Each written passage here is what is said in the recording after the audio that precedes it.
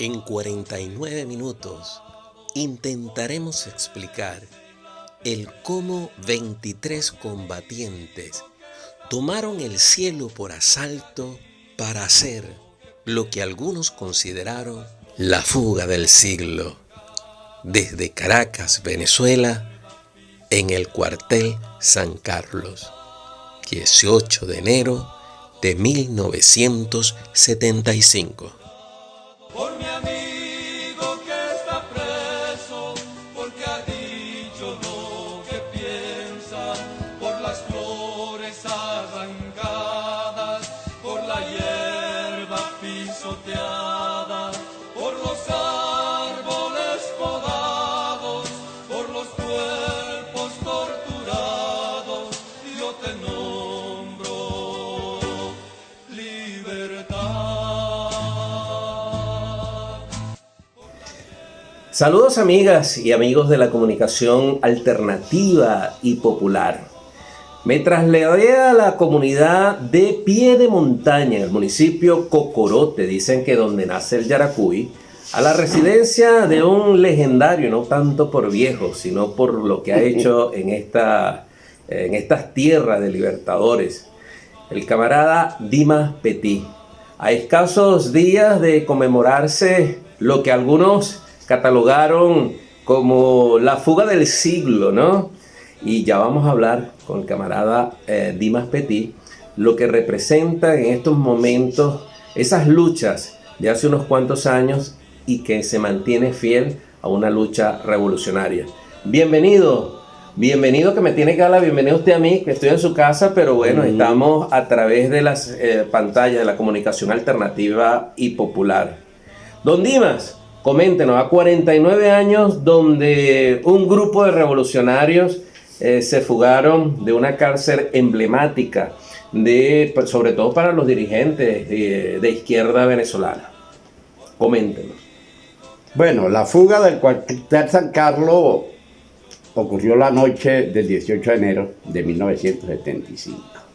Fui un participante activo y logré mediante ese hecho conquistar lo que todo prisionero político aspira en la vida, que es lograr su libertad, no por prebenda ni jalándole a los funcionarios del gobierno, sino por nuestro propio esfuerzo, porque el deber de un revolucionario es volarse de las cárceles, es fugarse de una cárcel. Un revolucionario no puede estar preso.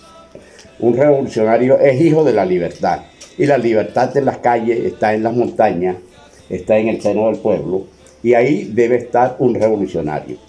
Para ejecutar aquello que nos decía el presidente Mao, un revolucionario debe moverse en el seno del pueblo como el pez en el agua. Para eso salimos nosotros el 18 de enero de 1975 y aún andamos por estas calles. Usted sabe que cuando, sobre todo para las nuevas generaciones, estar preso, estar detenido, es un sinónimo de haber hecho algo malo, pues, ¿no? Es un sinónimo de que hay algo ahí que le deben algo a la justicia. Don Dimas Petit, ¿por qué usted estuvo preso? Porque insurgimos contra los ricos. Insurgir contra los ricos siempre ha sido un delito. Insurgen contra los ricos los pobres.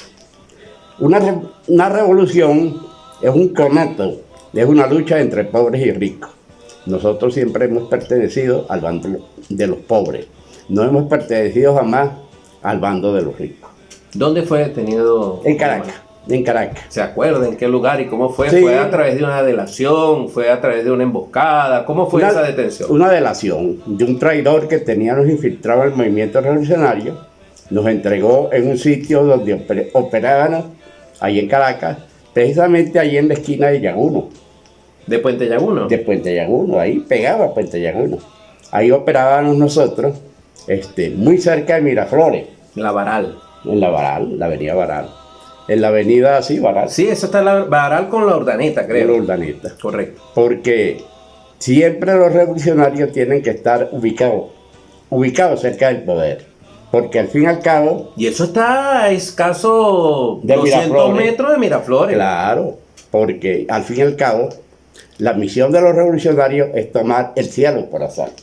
Bueno, ahí está el compañero Ojeda. Fabricio Ojeda estuvo, no estuvo cerquita, es que estuvo dentro de Miraflores. Dentro de Miraflores, exactamente. Y entonces ahí fue detenido. Fui detenido. ¿Junto a quién? Junto a una serie de compañeros que éramos combatientes de las Fuerzas Armadas de Liberación Nacional. Fuimos detenidos por la DICIP, torturados bárbaramente. ¿DICIP o DIGEPOL en ese momento? DICIP. Era DICIP ya. DICIP porque Ok. era el gobierno de Rafael Caldera. De Rafael Caldera. Empezando gobierno. ¿no? Ajá. Nos trasladaron después al... No, ya terminando su gobierno. Nos trasladaron después al Teo 3 de Tocuyo y fuimos bárbaramente torturados en el Teo 3 del Tocuyo, pero se dan esas situaciones. En el Teo 3 del Tocuyo fue la primera vez que yo me monté en un avión, preso. La primera vez que yo utilicé un avión fue un Hércules de esos barrigones que hay. Me trajeron preso y amarrado del Tocuyo para La Carlota, ¿entiendes? De regreso de Caracas. Y entonces de ahí estuve en el DIN algunos días y después me trajeron al cuartel San Carlos, donde permanecí 4 años. 4 años. Tú sabes que cuando, y disculpe como decía la canción de la primera, que lo trate de tú, ¿no? Pero como decía en la canción, para ser mi libertador primero tienes que ser mi amigo, ¿no? Claro. Ahora bien, y no por irrespeto, sabes que cuando uno habla por lo menos del genocidio, ¿no?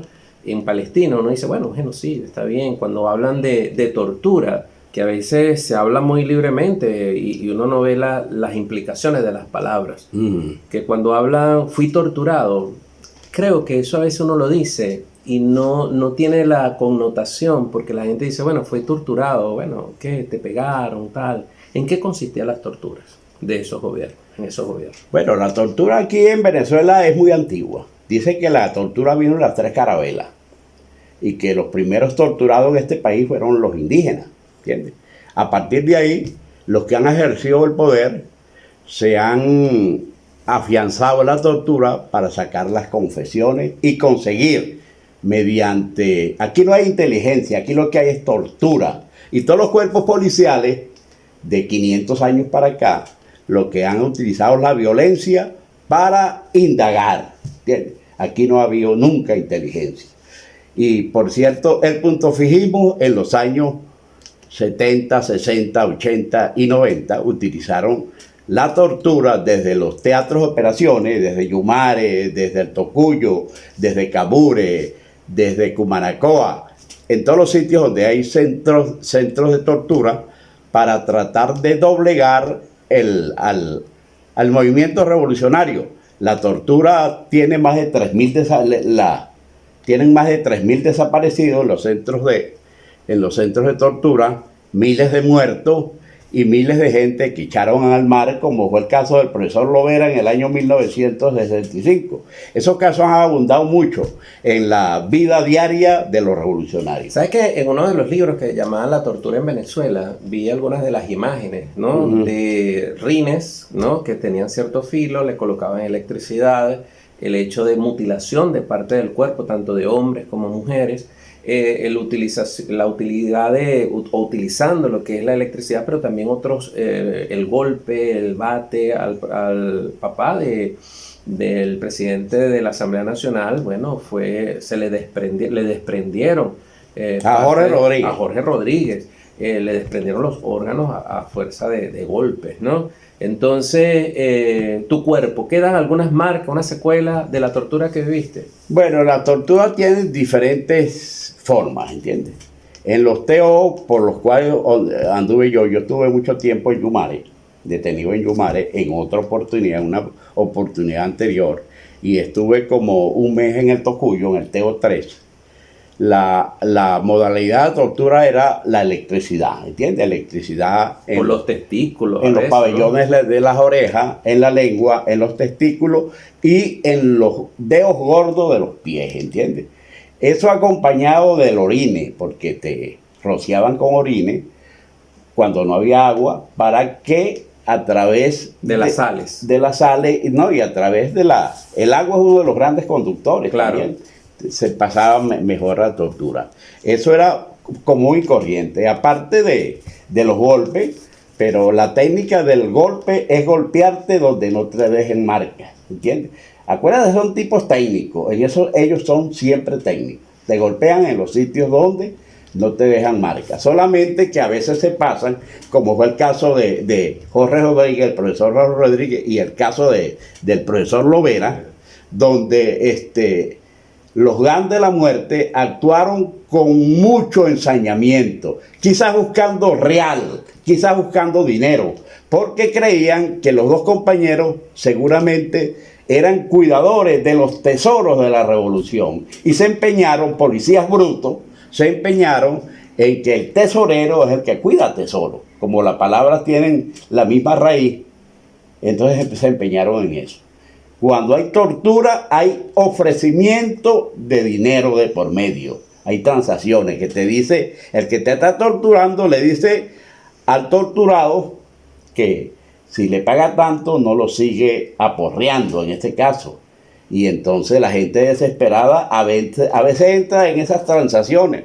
Claro, a veces tú sabes, en la medida que tú tienes dignidad revolucionaria, tú tratas es de repudiar y combatir con tu moral y con tu valentía al que te está torturando. 4 años duraste detenido En el cuartel San Carlos. Si te contara, y luego vamos a entrar en lo que es la fuga y todas estas cosas, ¿qué es la vida de un preso revolucionario? ¿Qué vida buscabas? ¿Qué decías tú? Oye, mi vida se acabó, estoy aquí con estos compañeros que en cualquier momento me pueden asesinar. ¿Qué pensaste? ¿Qué pensabas tú? Yo he llegado a la conclusión, amigo Gilmer, que hay 3 sitios donde uno aprende a ser socialista, ¿entiendes? Sin tener un gobierno socialista. Yo me atrevo a decir, y lo digo con mucha convicción porque así lo he vivido en la vida común y corriente, que en el patio de mi casa, que nosotros llamamos el patio de los Petit, que es un patio transitado por guerrilleros y por comunistas de todos los tiempos, de los años 60, ahí se le inculcaba a la gente en el patio de los Petit, los dirigentes del Partido Comunista y los dirigentes del PRB, le inculcaban a los que vivíamos ahí alrededor del patio de los Petit y a los que visitaban el patio de los Petit, la forma de cómo ser un buen comunista. Y uno es un buen comunista en la medida que es un buen socialista, ¿entiendes? Que compartíamos todo, que debíamos de hacer las tareas, el saber, el dominar bien lo que tiene que ser el bien y el mal. Eso lo aprendimos nosotros en ese patio, los Petices, que eran administrados en parte por mi papá y mi mamá, ¿entiendes? Que eran los cabezas de casa, ¿entiendes? Donde 1 kilo de caraota, en el caso de mi familia, 1 kilo de caraota mantenía a 13 personas, ¿entiendes? Porque nosotros éramos 11 hijos y 2 viejos. Yo le eché este cuento a un periodista la otra vez, de que esa era una forma de ser socialista, y él me dijo, Dima, y en tu casa alcanzaba 1 kilo de caraota para 13, pero en la casa mía alcanzaba para 17, ¿entiendes? Eran más comunistas en la casa de él que en la casa mía, porque se repartía 1 kilo de caraota en más bocas hambrientas, ¿entiendes? Si se quiere. Entonces, en el patio de los Petices, aprendí yo eso. La otra cosa donde yo aprendí, donde se sobrevive si uno es socialista, es en la cárcel. ¿Entiendes? En la cárcel usted debe permanecer con la verticalidad del comunista para poder sobrevivir. ¿Entiendes? La igualdad, la justicia y el compartir. Entonces ese es un medio donde usted lo que hace es aprender. Eso es una gran universidad. Es la primera gran universidad que tienen los comunistas. Y la otra gran universidad donde nosotros podemos estar y aprender es un campamento guerrillero, donde estamos los hombres entrenándonos para las tareas diarias de confrontaciones armadas, donde nosotros ponemos a volar los sueños. Tal vez la gente cree que en un campamento guerrillero uno está en funciones militares. No, uno lo que está soñando con un mundo lleno de justicia, ¿entiendes? Ahí también es el otro sitio donde aprendemos a ser comunistas, donde aprendemos a ser socialistas. En el hogar, en la cárcel y en un campamento En guerrillero. un campamento guerrillero. Ahora bien, vamos a entrar al tema 40. Bueno, mira, qué casualidad. El 18 de enero del año 75, ¿no? Hace 49 años. Pero en el año 75 nací yo. Es decir, ¿Verdad? usted saliendo y yo también. Usted saliendo de la cárcel y yo en el 20 de febrero saliendo del vientre de mi madre, ¿no? Está bien. Vamos a entrar Está en bien la detalle. comparación. Bueno, estamos saliendo también, ¿no? A la libertad, ¿no? Claro. Ahora bien, hablando de eso, ¿sabes que uno ve las películas de escape, ¿no? Y a mí yo imagino muchas cosas, ¿no? Hay una película muy famosa gringa de Hollywood que dice Sueños de Libertad, ¿no? Y entonces, entonces se hablaba de la cuestión, ustedes hicieron un túnel, ¿no? Y uno dice, no, tuvo que haber una complicidad afuera, porque donde iban a meter tanta tierra y que nadie se diera cuenta. ¿Cómo fue eso? Ahora, después de 49 años, cuenta esos secretos. A lo mejor lo has contado en otras partes, pero yo quiero saberlo de tu misma boca, ¿vale? ¿Ah? ¿Dónde metieron tanta? Uno dice que los colchones, dicen por ahí, pero no hay colchón para tanta gente. ¿Ah? Dicen que eso es lo mayor trabajo. Yo creo que el mayor trabajo es estar uno dispuesto a fugarse, ¿entiendes? Un poco luchar contra las comodidades que da el sobrevivir en una cárcel y pasar de nuevo a la calle, donde te acecha la muerte a cada momento, donde las tareas revolucionarias te exigen estar pendiente de lo que tiene que ser el movimiento revolucionario. La fuga del San Carlos en el año 1900, en el San Carlos que yo conozca, hay dos fugas colectivas, porque hay fugas colectivas y hay fugas individuales. La revolución es un hecho colectivo, ¿entiendes? Y nosotros tenemos que parecernos a una revolución en todo lo que hagamos. Y todo lo que hagamos, mientras sea más colectivo, tiene más posibilidad de éxito. Por eso es que los políticos de hoy en día ya llaman con tanta fuerza a la unidad. Porque si no tenemos unidad, lo que viene es derrota, una encima de otra. Fíjate el fascismo, cómo viene avanzando desde Argentina. Porque no ha habido la suficiente unidad entre los revolucionarios para pararla. Por las buenas o para las malas. Porque no hay que tener no hay que tener celo ante la forma de lucha. Las formas de lucha son violentas, son armadas o son pacíficas, ¿entiendes? Depende de cómo esté la situación. Y los revolucionarios integrales tenemos que saber implementar cualquier forma de lucha. Un preso en una cárcel, el deber de él es fugarse. Bueno, pero mire, usted no quiere soltar prenda, ¿no? Porque usted dice que a veces dicen los revolucionarios viejos que cuando no estaban presos estaban perseguidos, ¿no? Pero ¿cómo es que fue esa fuga? No es cuestión de soltar prenda o no, sino que ese es un hecho creativo, ¿entiendes? Todas las fugas tienen que ser distintas. Porque el teatro es distinto, ¿no? Es distinto, no es lo mismo. Pero vamos a que yo conozca, pero vamos a ver cómo fue esa fuga. Que yo conozca. Hay dos fugas colectivas en el San Carlos. Una en febrero de 1967, que fue protagonizada por 3 parlamentarios. Teodoro Pecó. El hermano. Teodoro Pecó.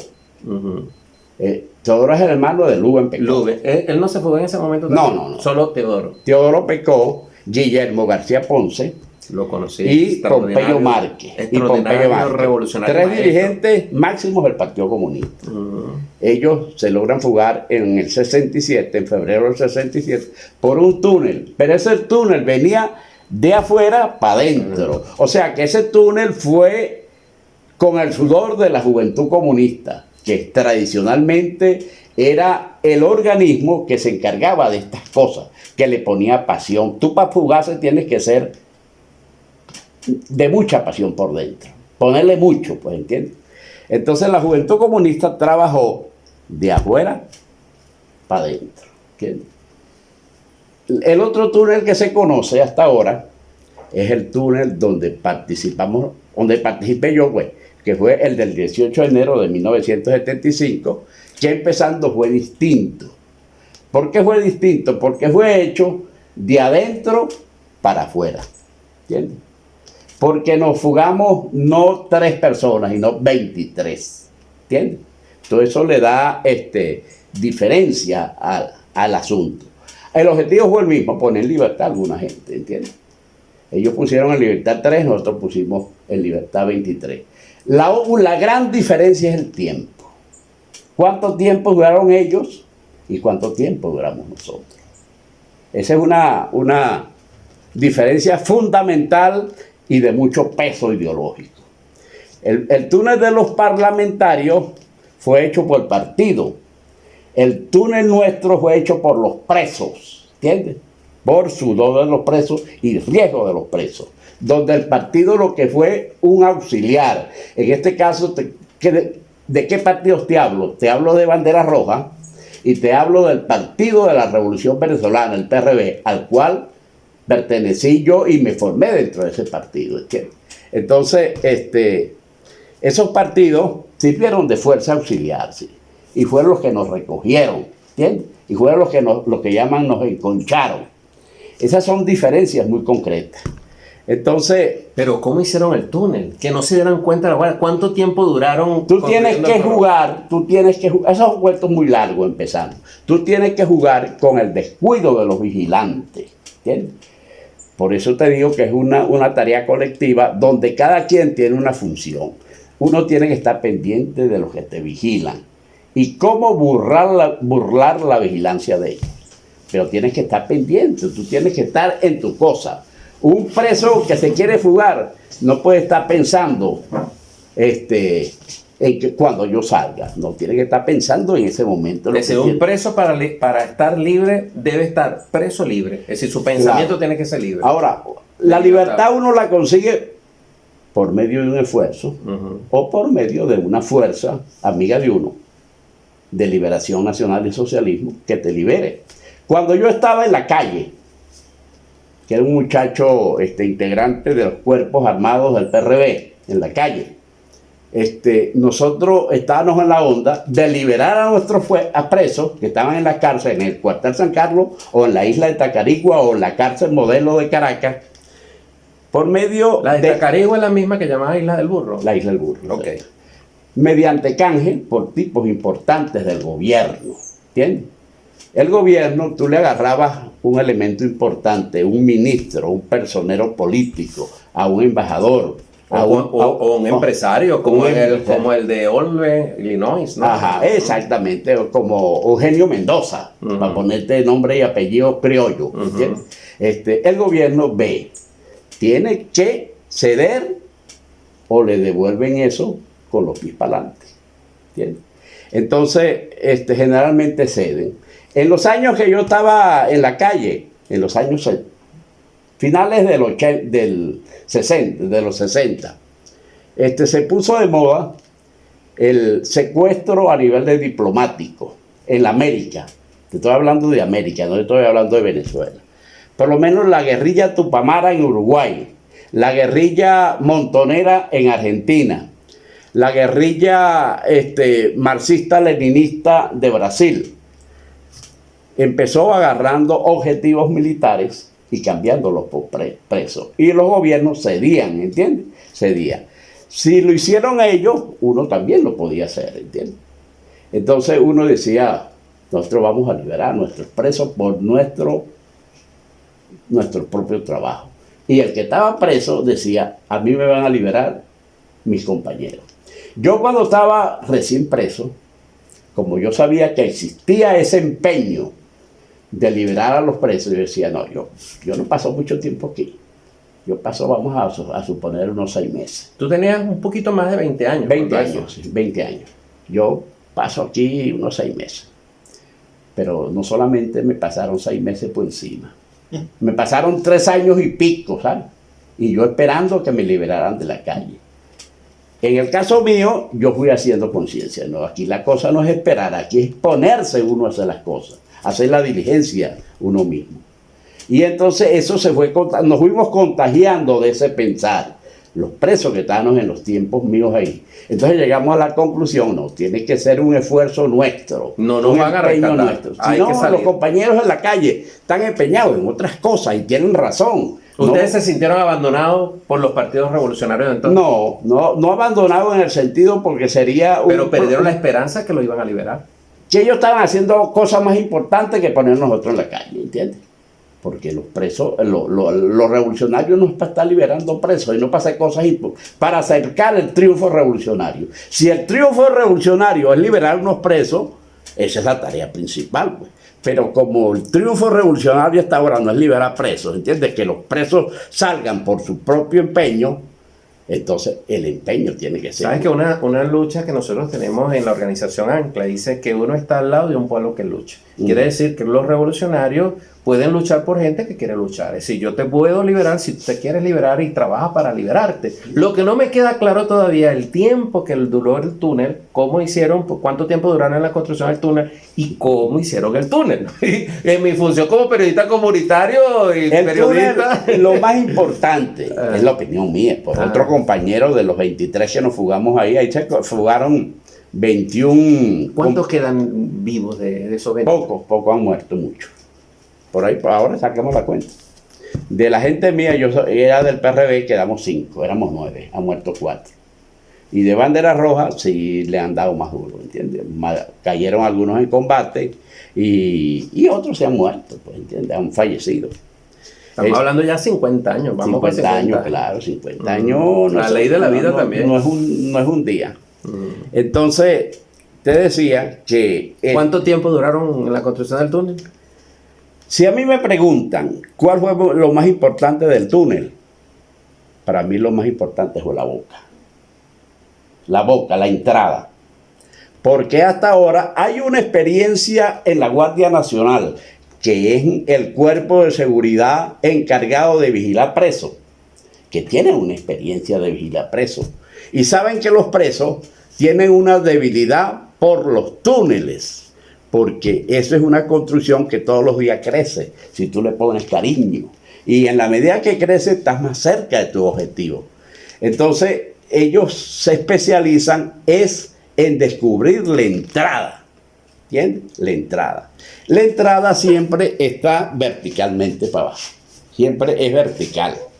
Siempre es vertical. Entonces, ellos, con un elemento tan simple como un garrote, lo que hacen es tocar el piso y donde suene hueco, ahí hay algo, ¿entiendes? Revisan y ven un promontorio de hueco abajo. El preso, para tratar de burlar estos hallazgos, lo que trata es que poner las bocas de los túneles en partes difíciles de detectar, ¿entiendes? Pero las partes difíciles son debajo de esa poseta, debajo de la nevera, en esa armazón de libros, en parte donde un guardia sude, pues, ¿entiendes? O un vigilante de esos civiles, que sude, que se gane su salario ahí. Y él se lo gana y descubre cosas, ¿entiendes? Entonces, lo que hay que hacer es que busque y no consiga. Esa es la tarea suya. ¿Y en el cuartel San Carlos, dónde fue la boca del túnel? Nosotros nos paseamos primero por esa realidad que estoy pintando, ¿entiendes? Si lo hacemos de esas dos formas, no íbamos. Nosotros teníamos que culminar una victoria, si no, no valía la pena. No valía la pena ponernos hacia un túnel. Entonces, ¿dónde hacer la boca? La boca, tengo que pararme porque la boca la hicimos en la pared. Okay. En la pared. Bueno, vamos a ver si nos ayuda el compañero para que nos enseñe, nos diagrame. Las paredes del cuartel San Carlos son gruesas así. Okay. Son así. Vamos a suponer que esta sea una... Es un muro. Sí, es un muro. El cuartel San Carlos es como un pequeño castillito ahí. Sí, claro, es una construcción de ya de 400 años, ¿entiendes? Entonces, nosotros empezamos a hacer la boca aquí. Eso no se va a comprender así muy bien, ¿entiendes? Esto lo sacamos ¿Cómo la pulverizando. Eso se saca de cualquier manera, a golpes, ¿entiendes? Pero que usaron una herramienta, las manos.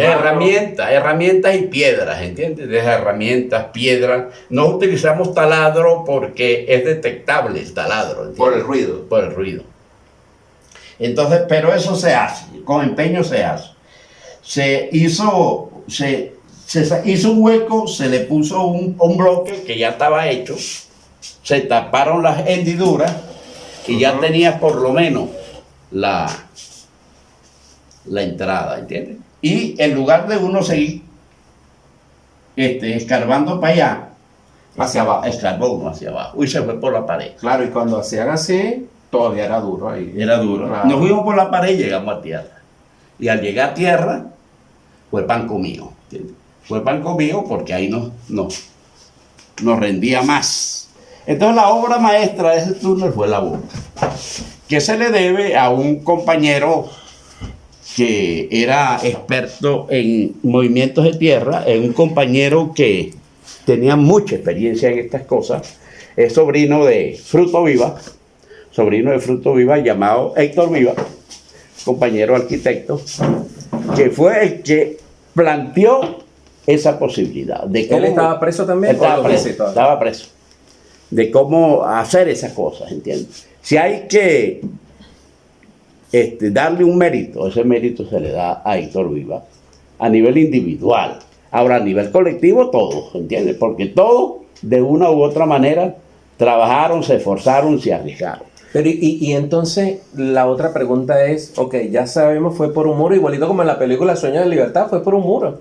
Claro, ellos tenían pegado la foto de una... De Raquel Welch. Ah, bueno, imagínense usted.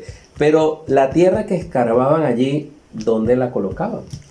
La tierra, esas son preguntas, no que yo no quiera respondértelas, sino que explicártelas con palabras. Eso lo puedes comprender tú si estuviésemos en el San Carlos, ¿entiendes? Porque en el San Carlos existía una abertura que nosotros, por estar buscando cosas, conseguimos.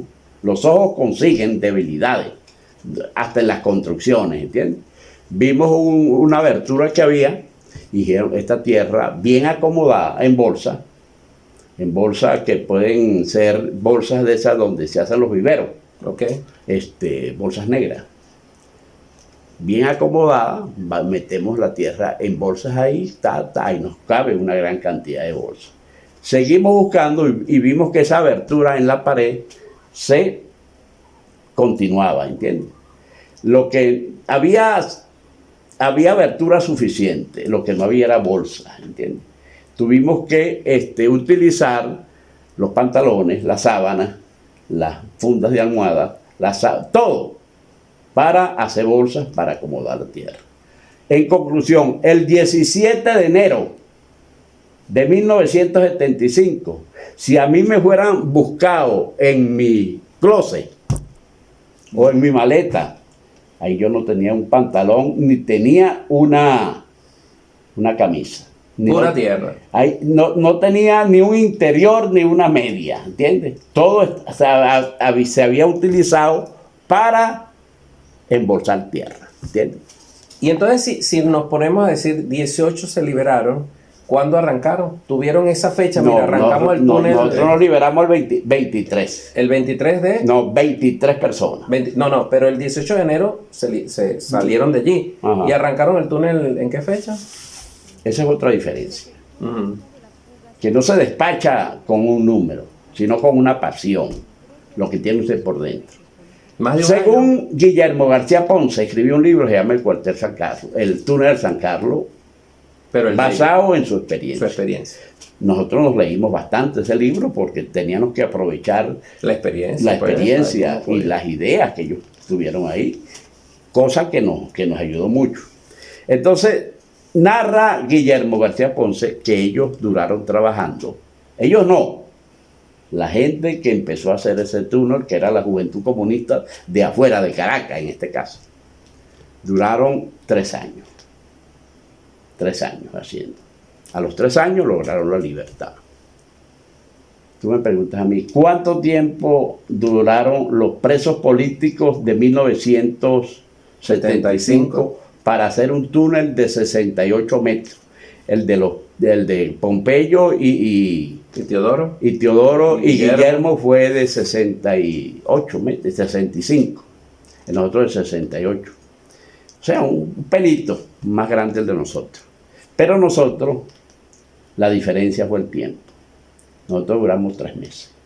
3 meses. 3 meses. ¿Por qué? Se preguntarán ustedes. Bueno, porque nosotros trabajamos con pasión, trabajamos con conciencia, trabajábamos poniendo el alma en cada Picasso que echábamos, ¿entiendes? Sabíamos que ese Picasso nos conducía a la libertad y nos conducía a la práctica revolucionaria que se estaba haciendo en la calle. ¿Es verdad que salieron en la casa de un árabe? ¿Es verdad? No. ¿Dónde, Ahí hay una confusión. ¿Dónde salieron? Cuando salieron Salimos a la casa de un músico. de un músico. De un músico que tocaba el saxofón y tocaba jazz, Víctor Cuica, ¿entiendes? ¿Y él estaba en la movida? No. ¿Y se sorprendió cuando llegaron ahí? ¿Cómo hicieron? ¿Lo agarraron? Se chorreó, pues, Ajá. tiene que haberse chorreado. Yo no lo revisé, pero... Pero, ¿y ese hombre que hicieron para que no los delatara? Lo de la confusión que tienes tú fue porque en la fuga de los parlamentarios sí está un árabe que fue Involucrado. El árabe Simón, ¿entiendes? Del Partido Comunista, que era el que se puso al frente como dueño de una frutería donde empezaron la excavación. Buscaban a ese árabe, pues, y ese árabe estaba instalado allá en Moscú, ¿entiendes? Echándose fresco en la... Está bien. Bueno, imagínense, ya estamos llegando. De verdad que esto hay un tela para cortar bastante. Ajá, nosotros duramos 3 meses por eso. 3 meses. 3 meses. ¿No? A los 3 meses, nosotros empezamos en octubre. Y ya el 15 de diciembre teníamos nosotros de gestor túnel. Y ahí lo estaban esperando, de los músicos, lo estaba esperando un vehículo. ¿Se acuerda del vehículo y para dónde los trasladaron? A los 23, porque para sacar 23. No, las cosas no son así. Porque tenían que salir de una vez. Nosotros éramos 2 organizaciones. El PRB y Bandera Roja. Y Bandera Roja. Cada organización es un ente aparte y tiene sus planes aparte. Yo recuerdo que Bandera Roja llevaría a sus presos. Yo acompañé a los presos de Bandera Roja hasta donde agarramos un carro. Ellos agarraron un carro y nosotros agarramos otro. Yo no sabía por dónde iban ellos. Ni ellos sabían para dónde iban. Hasta por inteligencia tiene que ser. No, así. por seguridad. Claro. Eso es seguridad. Entonces, ¿qué pasó ahí? Ahí un comando, habían 3 casas por debajo tomadas. 3 casas. Por cualquiera de esas casas podían salir. Pero cuando nosotros hicimos el túnel y quedamos en las 3 casas, ahí sí acabó el trabajo nuestro. Hasta ahí llegamos nosotros. Ahí le pasamos la tarea a los camaradas de afuera. En este caso, al partido, al PRB, le pasamos nosotros el trabajo nuestro. Y Bandera Roja le pasó a los camaradas militantes de Bandera Roja de Caracas su trabajo, ¿entiendes? Pero cuando saliste de allí, ¿a dónde te llevaron? Esa pregunta, por seguridad, no te la voy a contestar. Pero sí te la voy a contestar. Yo me incorporé ese mismo día al frente a las Fuerzas Armadas de Liberación Nacional.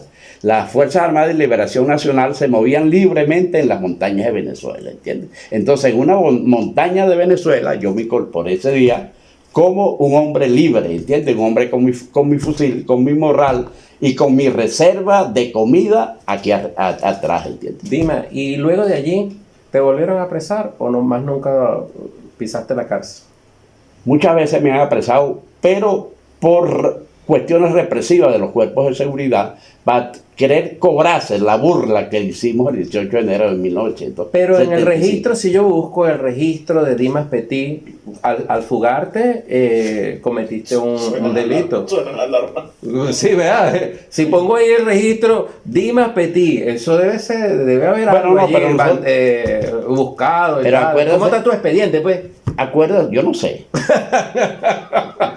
Supongo que mi expediente no has tenido la curiosidad, ¿vale? Sí, he tenido la curiosidad. Pero te dejaron de buscar porque fuiste candidato a la constituyente. A nadie lo dejan de buscar. En esa lista negra de los cuerpos represivos, de seguro que estamos ahí registrados, ¿entiendes? Claro. Porque los cuerpos represivos no cambian su lista. Tú sabes que estén al lado de la revolución o no estén. Sí, tú sabes que una vez aquí para ir concretando me sorprendió mucho. Yo trabajé un tiempo en Contraloría y me mandaron a inspeccionar una obra que hicieron en el antiguo DICIT. Ahorita se llama 6 CPC. No, en la DICIT. La DICIT. Ahora tiene DIGESIN, creo que le llaman, ¿no?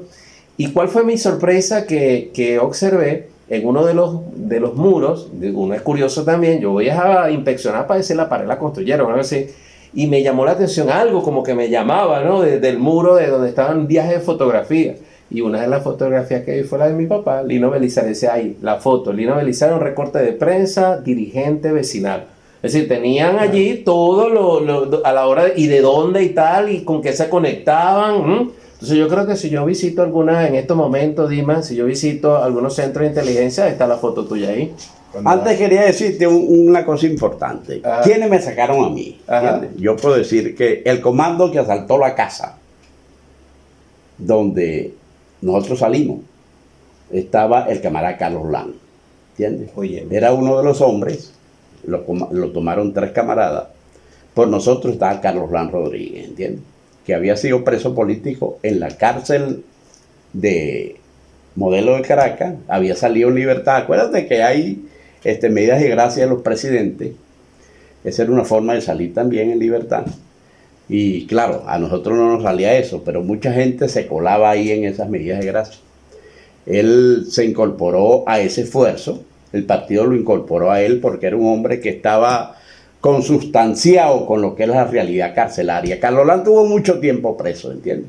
Yo le reconocí varias veces, por lo menos ese orgullo lo tengo, en actos públicos, agradecerle a Carlos Lan, que arriesgando su comodidad y su vida, y la preocupación por sus hijos, se iba a meter en la boca del lobo con tal de vernos a nosotros fuera. Y eso lo hizo Carlos Lan el 18 de enero de 1975. Y cosas así nunca se olvidan, ¿entiendes? Y habrá un agradecimiento eterno para casos como el de Carlos Lan Rodríguez, ¿entiendes? Por eso Carlos Lan Rodríguez es sinónimo de revolucionario, ¿entiendes? Y él fue uno de los que ocupó esa casa ese día. Y bueno, se portó como, ellos se hicieron pasar como funcionarios policiales que andaban allanando casas cercanas al cuartel San Carlos en busca de drogas. Eso era normal, ¿entiendes? Y bueno, era para detectar dónde estaba el hueco, porque ellos no sabían dónde estaba el hueco. Y usted no tenía un GPS tampoco, ¿no? El hueco podía estar allá, Claro. podía estar aquí, podía estar... O tener mala suerte y llegar a la oficina del comandante de la Guardia. ¡Epa! Llegué aquí, estaba en la misma cárcel, ¿no?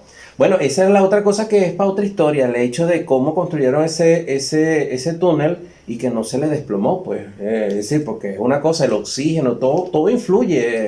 Bueno, no, todo eso en la medida que iban apareciendo esas necesidades. Sí, porque cómo Eso se iba a soportar la tierra, el peso y todo, eso ¿verdad? se iba arreglando, ¿entiendes? Claro que eso iba poco a poco. Pero hubo complicidad interna, compraron algunos guardias. En ningún momento. Ellos nunca se enteraron. Nadie fue cómplice. ¿Cuándo se dieron cuenta que ustedes se habían fugado? Cuando estábamos fugando. En el mismo momento ya. Claro, no cometimos errores, hubieron imprevistos, ¿entiendes? El túnel estaba planificado para que ellos se dieran cuenta el otro día por la mañana cuando nos llevasen la comida. Ellos nos dejaban la comida más o menos a las 7:30. ¿A qué hora salieron ustedes del túnel? A las 10:30. De la noche. De la noche. Perfecto. Ellos tenían que enterarse por su rutina. 8 de la mañana, 6 de la mañana. Sí, entre 7:30 y 8, que era que nos llevaban la comida. ¿Y se dieron cuenta en qué momento?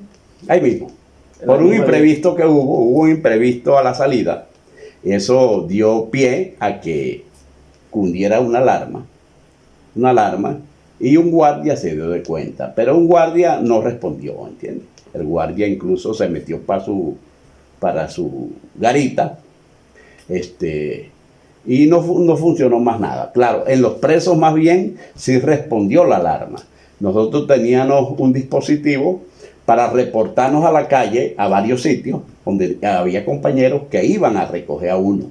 Habían carros con una señal, uno llegaba y tocaba ese carro.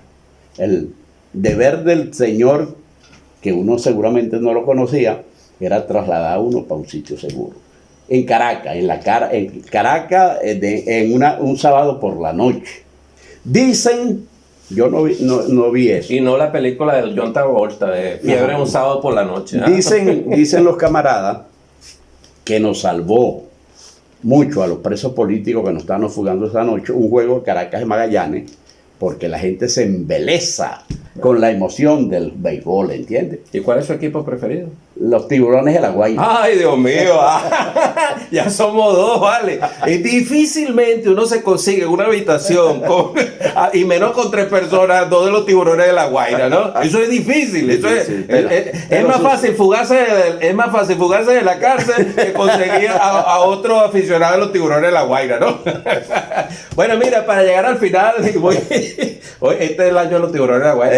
Mira qué casualidad, vale, porque son 49 años y bueno, ya casi estábamos llegando a esa misma edad sin llegar a un título de campeonato. Para tu despedida, a los camaradas. Siempre yo termino este cuento, esta historia, pues es una historia, relatando algo a la salida, ¿entiendes? A la salida, cuando vemos que el anhelo de muchos años se estaba cumpliendo de salir a la calle, que era una Caracas que ya desconocíamos, una Caracas que estaba creciendo y nosotros nos estábamos consumiendo ahí. Aunque tenían una vista con el Ávila a través de una ventana, no era lo mismo ver al Ávila de una ventana que acariciar al Ávila, ¿entiendes? Entonces, bajamos la quebrada de Catuche, que es una quebrada en ese sector, en la parte norte de Caracas, muy famosa. Bajamos y subimos. Era un barrio que estaba totalmente cercado, pero la gente, el pueblo, ese que vive en barrio, había forzado los bloques y había hecho un boquete para salir a la Caracas que estaba para acá. Claro. Entonces por ese boquete salimos nosotros, pues era normal que tú salieras por ahí. Al frente de ese boquete había un letrero. Entonces eso lo llevaba yo en un librito de memoria, pues, ¿entiendes? Porque teníamos que grabarnos todo lo que íbamos a ver una vez que salíamos de la casa. Claro. Que íbamos a hacer una vez que salíamos de la casa y cumplir eso con religiosidad. Porque por algo nos los estaban señalando, ¿entiendes? Entonces hay un óvalo al frente, la casa que tengo al frente. Cuando voy saliendo, hay una señora aquí y hay un señor aquí que yo no conozco. Yo iba al lado de una compañera que después mataron en Cantágora, llamada Emperatriz Guzmán. Emperatriz Guzmán, íbamos como una pareja. Hasta ahí llegamos Emperatriz y yo, ¿entiendes? No la vi más. Entonces había un compañero que nos preguntaba, ¿usted es del PRB o usted es de Bandera Roja? Yo dije, yo soy del PRB, pa' acá. Emperatriz dijo, yo soy de Bandera Roja, pa' acá. Hasta ahí llegamos juntos, ¿entiendes? El hecho de pertenecer a partidos nos divide. Eso en la vida normal es así. Uno militando en partido nunca hace nada. Uno hace es militando en el seno del pueblo, ¿entiendes? Mientras existan los partidos, lo que hay es el acceso al poder para el partido, no para el pueblo. El pueblo tiene que conquistar él mismo su poder. Entonces al frente había un óvalo que decía, eso estaba en la listica también, solo Cristo salva. De eso que ponen las sectas cristianas, de lo que ponen las sectas cristianas, ahí llegaba el fin del recorrido, solo Cristo salva. Más nada. Bueno, así dejamos el programa hasta acá, desde 2 tiburoneros, ¿no? De los Tiburones de La Guaira. ¿Este año somos campeones? Este año vamos por lo de nosotros. Este es el año de los Tiburones de La Guaira. Acuñado y con acuña. Por mi amigo que está preso, porque ha dicho lo que piensa, por las flores arrancadas, por la hierba pisoteada, por los árboles podados, por los cuerpos torturados, yo te nombro libertad. Por mi amigo que está preso, porque ha dicho lo que piensa, por las flores arrancadas.